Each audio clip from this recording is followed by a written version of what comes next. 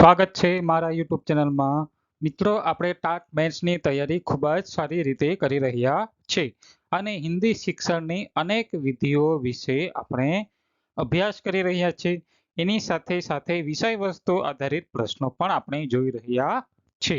તો આજે આપણે એવી જ એક શૈક્ષણિક પદ્ધતિ જે છે હિન્દી શિક્ષણની એ જોવા જઈ રહ્યા છે અને એ શૈક્ષણિક પદ્ધતિનું નામ છે સૈનિક વિધિ। તો આ વિધિ જે છે સૈનિક વિધિ કેવી રીતે આપવામાં આવે છે અને એને સૈનિક વિધિ કેમ કહેવામાં આવે છે તેના વિશે આપણે આ વિડીયોમાં જોવાના છે। તો આ જે વિડીયો છે એ ખૂબ જ નાનો થવા જઈ રહ્યો છે, કારણ કે આ જે વિધિ છે એ ફક્ત એની માટે થોડીક જ માહિતી આપણને પ્રાપ્ત થઈ છે। તો શરૂ કરીએ આજનો આ વિડીયો। તો સૈનિક વિધિને કયા કયા નામે બીજા નામે ઓળખવામાં આવે છે તો પહેલા એ જોઈએ। तो सैनिक विधि जो है, सैनिक विधि को श्रव्य भाष्य विधि के नाम से भी जाना जाता है। दूसरा नाम है आर्मी मेथड। श्रव्य भाव्य विधि के नाम से भी जाना जाता है। किसे? तो सैनिक विधि को। क्यों जाना जाता है तो उसके बारे में हम आगे चर्चा करने वाले हैं। तो सैनिक विधि जो है वो क्या है? श्रव्य विधि। श्रव्य विधि क्यों कहते हैं? और आर्मी मेथड, सैनिक है इसलिए आर्मी में हमें ऐसा लगता है कि आर्मी को दी जाने वाली विधि है, इसलिए उसे आर्मी मेथड कहते हैं, सैनिक विधि कहते हैं। ये सही है, लेकिन क्यों उसे आर्मी मेथड ही कहते हैं, क्यों उसे सैनिक विधि ही कहते हैं, तो उसके बारे में चर्चा करेंगे। तो देखते हैं आगे। तो क्या है? द्वितीय विश्व युद्ध, यानी कि जब द्वितीय विश्व युद्ध हुआ था, द्वितीय विश्व युद्ध के दौरान अमेरिका में सैनिकों की कमी हो गई। क्या हुआ कि द्वितीय विश्व युद्ध के दौरान क्या हुआ कि अमेरिका जो देश है वहां सैनिकों की कमी हो गई, क्योंकि बहुत सारे सैनिक मारे गए थे, शहीद हो गए थे। तब क्या हुआ? उस समय अनेक व्यक्तियों को, यहाँ वह है यह हो गया, व्यक्तियों को सेना में भर्ती कराया गया। क्या हुआ कि द्वितीय विश्व युद्ध के दौरान अनेक सैनिकों की मृत्यु हो गई थी। उस समय क्या हुआ? अनेक व्यक्तियों को सेना में भर्ती कराया गया। तो जो क्या थे? पढ़े लिखे नहीं थे, जो पढ़ना लिखना नहीं जानते थे, ऐसे व्यक्तियों को क्या कराया गया? सेना में भर्ती कराया गया। बाद में उन्हें प्रशिक्षित करने के लिए मौखिक रूप में भाषा सिखाई गई। क्या कहा गया है कि जो पढ़े लिखे नहीं थे व्यक्ति, उन्हें मौखिक रूप में भाषा सिखाई गई, सैनिकों के रूप में भर्ती कराया गया।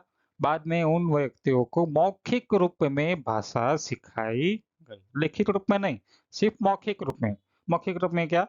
कि वो बोल सके, जो हम जो बोल रहे हैं वो सुन सके, वो समझ सके, उसी रूप में उन्हें भाषा सिखाई गई। आगे देखते हैं। यह विधि विद्यालय स्तर पर प्रयोग में लाई जाती है। यह जो विधि है विद्यालय स्तर पर।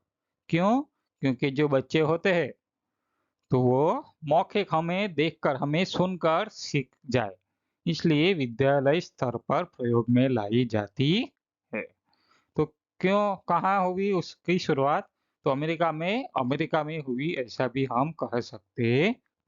क्यों? क्योंकि सेना में भर्ती किया गया अनेक व्यक्तियों को और बाद में उन्हें क्या कराया गया? प्रशिक्षित कराया गया मौखिक रूप में। ठीक है, आगे देखते हैं। तो विश्व में जब भी क्या हुआ? तो विश्व में जब भी कोई देश में किसी भी व्यक्ति को, क्या कि विश्व में जब भी कोई देश में, यानी कि पूरा जो विश्व है वहां कोई भी देश किसी एक व्यक्ति को हो या व्यक्ति के समूह को, क्या किसी एक व्यक्ति की बात की जाए या पूरे समूह के व्यक्ति के समूह की बात की जाए, उन्हें मौखिक रूप में क्या किया जाता है? मौखिक रूप में जब भी भाषा का ज्ञान कराया जाता है। लेकिन क्या कि विश्व में जब भी कोई देश व्यक्ति या व्यक्ति के समूह को मौखिक रूप में भाषा का ज्ञान कराता है तो उसे किस विधि का नाम दिया जाता है? सैनिक विधि कहा जाता है। तो उस विधि को सैनिक विधि कहा जाता है। आगे देखते हैं उसके बारे में।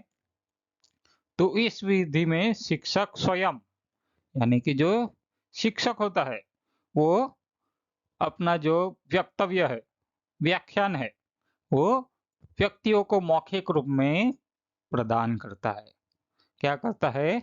दूसरों के समक्ष मौखिक रूप में या टेप रिकॉर्डर की मदद से भी भाषा का ज्ञान देता है। जो व्यक्ति होता है, जो शिक्षक होता है, पहले क्या कर लेता है? अपनी जो बात है वो टेप रिकॉर्ड में रिकॉर्ड कर देता है। बाद में वो रिकॉर्ड, जो टेप रिकॉर्डर है, वो जिसे भी हमें भाषा का ज्ञान कराना होता है, उनके समक्ष वो टेप रिकॉर्डर बजाया जाता है। तो शिक्षक स्वयं भी भाषा का ज्ञान देता है या टेप रिकॉर्डर की मदद से भी भाषा का ज्ञान देता है। आगे देखते हैं उसके बारे में। तो छात्रों को इस विधि के द्वारा भाषा कौशल का विकास होता है। छात्रों में इस विधि के द्वारा क्या? सिर्फ भाषा कौशल का ही विकास होता है, कि भाषा पढ़ाने का इस विधि का मुख्य उद्देश्य है। क्यों? क्योंकि मौखिक रूप में भाषा का ज्ञान कराया जाता है, इसलिए सिर्फ भाषा सिखाई जाती है कि जो भी व्यक्ति सीखने वाला है वो उस भाषा को समझ सके और उस भाषा को सीखकर दूसरों को सामने व्यक्त कर सके। इसका ही मूल उद्देश्य यही है। आगे देखते हैं। तो सैनिक विधि में लेखन कौशल का अभाव तथा व्याकरण शिक्षण भी नहीं दिया जाता।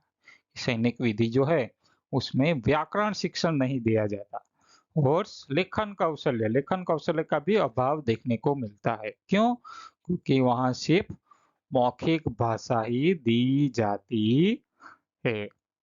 क्या दिया जाता है? सिर्फ मौखिक भाषा।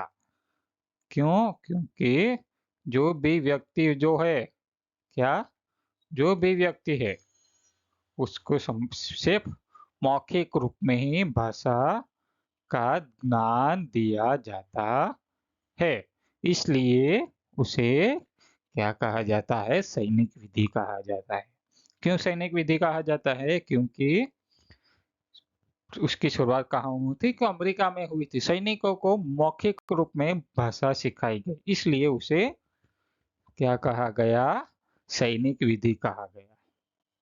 જો તમને આ વિડીયો ગમ્યો હોય તો વિડીયોને લાઈક કરો, ચેનલને સબસ્ક્રાઇબ કરો, જેથી આવનારા વિડીયોનું નોટિફિકેશન તમને મળતું રહે। આવા જ વિડીયો સાથે બન્યા રહો મારી ચેનલ સાથે અને જોડાઈ રહો મારી ચેનલ સાથે। તમને આ જે વિડીયો છે એની માહિતી પીડીએફ સ્વરૂપે મારી ટેલિગ્રામ ચેનલ જે છે તેમાં પણ આપી દેવામાં આવશે। તો ત્યાં સુધી આવજો। Thank you.